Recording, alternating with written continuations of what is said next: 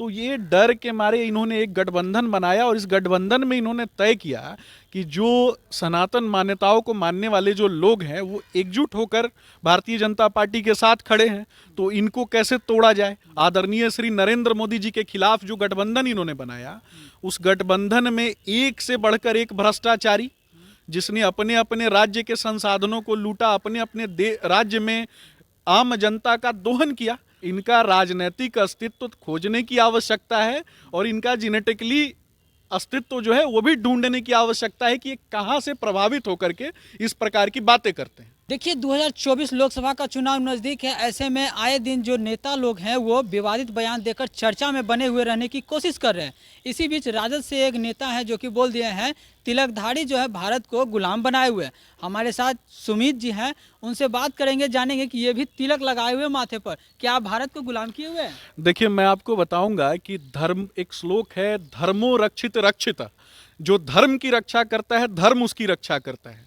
और इस भारतवर्ष की नींव जो है वो मर्यादा पुरुषोत्तम भगवान श्री रामचंद्र जी के विचार और संस्कारों पर रखी गई है। 100 करोड़ से भी ज्यादा हिंदू आबादी इस देश में रहती है। सनातन मान्यताओं को मानने वाली, सनातन संस्कृति को मानने वाली आबादी इस देश में है।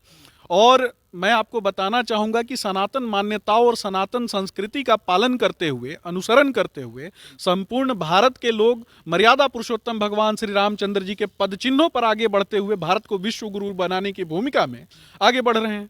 परंतु कुछ लोग जो मुगलों से प्रभावित रहे, कुछ लोग जो अफगानों से प्रभावित रहे, कुछ लोग जो गुलाम खिलजी, तुगलक, सैयद लोदी से प्रभावित रहे, वो इसी प्रकार की बातें करेंगे।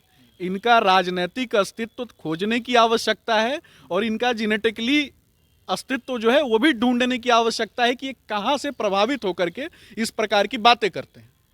ऐसा नहीं लगता है कि बार बार जो है टारगेट किया जा रहा है सनातन धर्म को? देखिए, मैं आपको बताऊंगा कि ये समझने की आवश्यकता है। इन्होंने जो गठबंधन बनाया और वो गठबंधन भारतीय जनता पार्टी के यशस्वी नेता आदरणीय श्री नरेंद्र मोदी जी के खिलाफ जो गठबंधन इन्होंने बनाया, उस गठबंधन में एक से बढ़कर एक भ्रष्टाचारी, जिसने अपने अपने राज्य के संसाधनों को लूटा, अपने अपने राज्य में आम जनता का दोहन किया और अपने अपने सुपुत्रों को, अपने अपने परिवार के लोगों को आगे बढ़ाने का कार्य किया।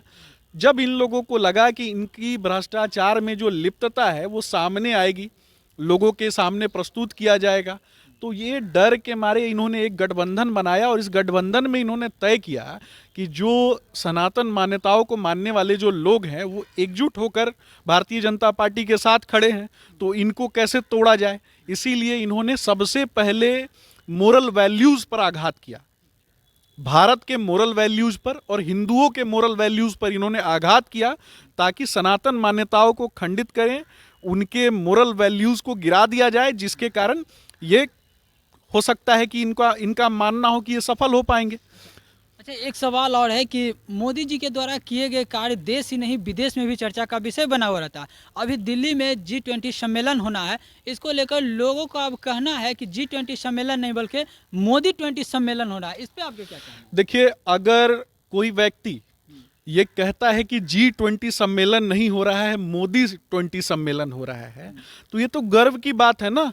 ये तो गर्व की बात है कि भारत की यशस्वी नेता, भारत की यशस्वी प्रधानमंत्री आदरणीय नरेंद्र मोदी जी का नाम G20 के मंच पर सबसे ऊपर लिया जा रहा है, क्योंकि भारत का प्रतिनिधित्व करता, भारत की के प्रधानमंत्री के पद पे बैठा हुआ एक व्यक्ति, जिसने संपूर्ण विश्व को योग के ज्ञान से अवगत कराया, योग दिवस के माध्यम से संपूर्ण देश को कहा कि नहीं, हम एक कुटुंब हैं, हम एक परिवार हैं, मनुष्यता जो है वो हमारा धर्म है।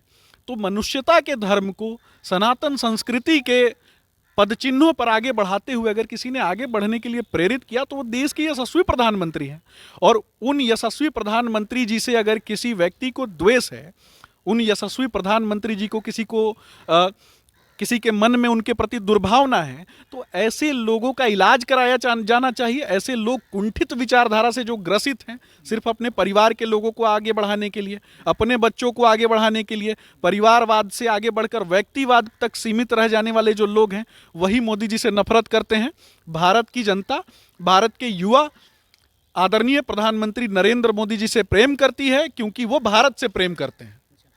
तो देखिए हमारे साथ जो है बीजेपी से प्रवक्ता थे, इन्होंने बेपाकी अंदाज से पूरी तरह से बात को रख दिया और इन सभी मुद्दों पर और जो चर्चा हुई इस पे आपकी क्या प्रतिक्रिया है वो कमेंट देकर जरूर बताइए।